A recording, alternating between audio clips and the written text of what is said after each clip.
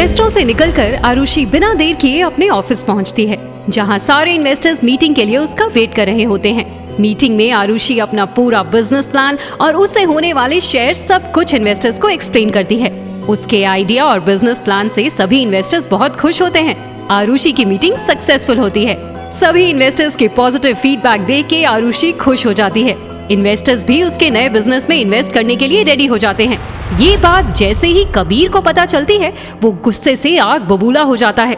वो उनमें से कई विश्वास पात्र इन्वेस्टर्स को कांटेक्ट करता है। उनसे ये बोलता है कि जब उसने मना किया था तो वो इन्वेस्टमेंट के लिए तैयार कैसे, जिस पर इन्वेस्टर्स उसे बोलते हैं कि मल्होत्रा इंडस्ट्रीज की तरफ से उन पर दबाव डाला गया। अगर वो इन्वेस्ट नहीं करते तो उनका मार्केट और बिजनेस खराब हो जाता। ये बात सुन के कबीर का खून खौल उठा और उसे इस बात पर आश्चर्य भी हुआ कि मल्होत्रा इंडस्ट्रीज आरुषि के बिजनेस में इतना इंटरेस्ट क्यों ले रही है। पहले मेरी कंपनी से सपोर्ट खींच लिया और आरुषि की कंपनी के लिए हेल्प कर रही है मल्होत्रा इंडस्ट्रीज, लेकिन क्यों? आरुषि से क्या लेना देना है उनका? ये जो भी मैटर है मुझे जल्द पता करना होगा, वरना आरुषि और उसकी कंपनी दोनों हाथ से जाएंगे। मुझे सरिता आंटी से बात करके कुछ रास्ता निकालना होगा। एक तरफ कबीर जो आरुषि का काम बनता देख के परेशान था, तो दूसरी तरफ आरुषि खुश थी कि अब उसको इन्वेस्टमेंट मिल जाएगी और वो वर्मा इंडस्ट्रीज की सीईओ भी बन जाएगी।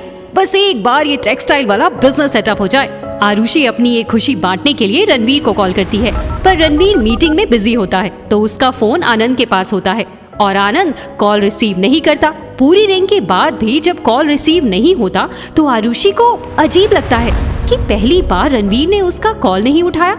और उससे भी अजीब बात ये थी कि इस बात से आरुषि को गुस्सा नहीं आया, बल्कि उसे बुरा लगा कि रणवीर ने उसका कॉल नहीं उठाया। रणवीर की मीटिंग खत्म होती है तो आनंद उसका मोबाइल देता हुआ कहता है, सर, आरुषि मैम का कॉल आ रहा था, आप बिजी थे तो मैंने उठाया नहीं। कॉल आ रहा था तो मुझे बताया क्यों नहीं? वो गुस्सा करेगी। रणवीर झट से उसके हाथ से फोन छीन के आरुषि को कॉल बैक करने लगता है। इतने में आनंद कहता है, सर, उनका नया ऑफिस जो हमारी कंपनी बना रही है वो तैयार हो गया है। आप ये बात बताएंगे तो उनका गुस्सा कम हो जाएगा। आनंद हंसता हुआ रणवीर से कहता है, जिसे सुन के रणवीर भी मुस्कुरा देता है। वो आरुषि को कॉल बैक करता है और दूसरी तरफ से आरुषि कॉल को पिक करती है।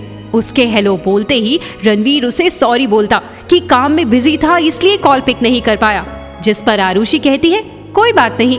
ये सुन के रणवीर सरप्राइज हो जाता है। छोटी छोटी बात पर गुस्सा करने वाली आरुषि गुस्से से उस पर चिल्लाई नहीं, बल्कि इट्स ओके बोल के बात खत्म कर दी। वो आरुषि से पूछता है कि सब ठीक है ना, जिस पर आरुषि उसे अपनी मीटिंग के सक्सेस होने के बारे में बताती है।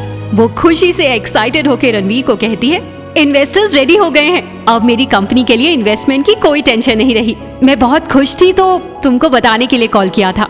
एक खुशखबरी तो मेरे पास भी है आपके लिए, जिसे सुन के आपकी खुशी डबल हो जाएगी।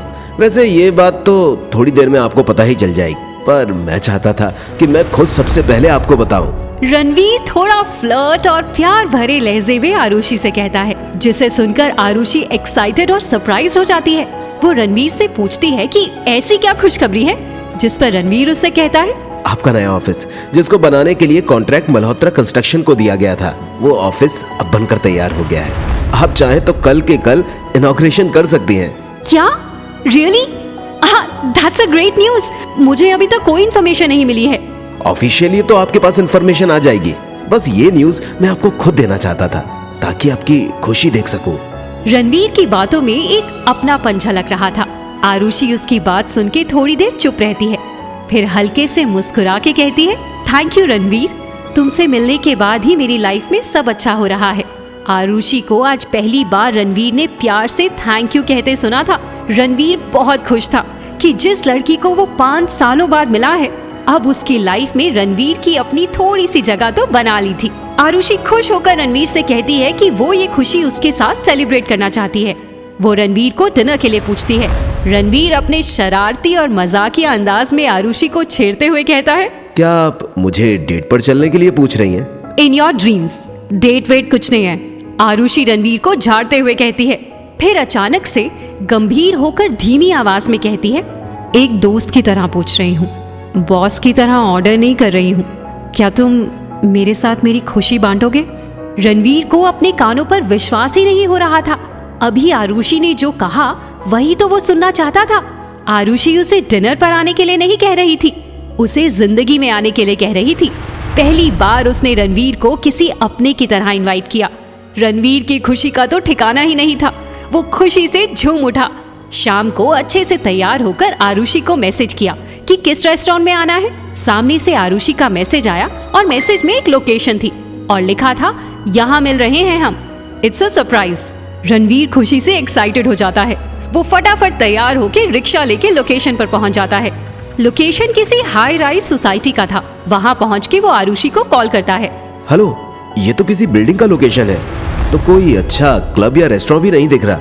हम डिनर के लिए कहाँ जाने वाले हैं? मैं क्या गलत जगह पर आ गया? सही जगह आए हो, सोसाइटी के अंदर आ जाओ, A wing 2814 flat number. Ranveer को हैरानी होती है कि आज आरुषि को क्या हो गया। वो आरुषि के बताए अनुसार फ्लैट नंबर 2814 के सामने पहुंचता है। बेल बजाता है। आरुषि दरवाजा खोलती है और रणवीर को अंदर बुलाती है। रणवीर फ्लैट के अंदर एंटर करता है। फ्लैट की लाइटिंग और डेकोरेशन बहुत खूबसूरत थी। हल्की मध्यम रोशनी से पूरा लिविंग रूम चमक रहा था। रणवीर को ये देखकर बहुत अच्छा लगता है। आरुषि रणवीर से कहती है कि माँ के जाने के बाद वो बहुत अकेला महसूस करती थी, इसलिए जब उसने ये फ्लैट लिया था तब उसने इस तरह सजाया था कि वो जब भी उदास हो या खुश हो, यहाँ आके उसे सुकून मिले। रणवीर बस आरुषि की बातें सुनता रहा। हमेशा कॉन्फिडेंट और इंडिपेंडेंट दिखने वाली आरुषि के इस रूप को वो पहली बार देख रहा था। आरुषि की आंखें भर आई थी बोलते बोलते, आज मैं बहुत खुश हूँ और मेरे पास मेरी खुशी बांटने वाला कोई नहीं था।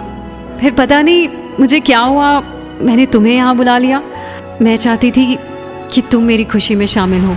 आज आरुषि बस दिल से रणवीर को अपनी बातें बताती जा रही थी। उसे भी नहीं पता था क्यों। क्या ये रणवीर के लिए उसके प्यार की पहली दस्तक थी या बस उसे रणवीर के साथ एक कंफर्ट मिल गया था। क्या अब आरुषि रणवीर से अपनी बात कह पाएगी? जानने के लिए सुनते रहिए कहानी कॉन्ट्रैक्ट मैरिज, सिर्फ पारवी फ्रीक्वेंसी पर।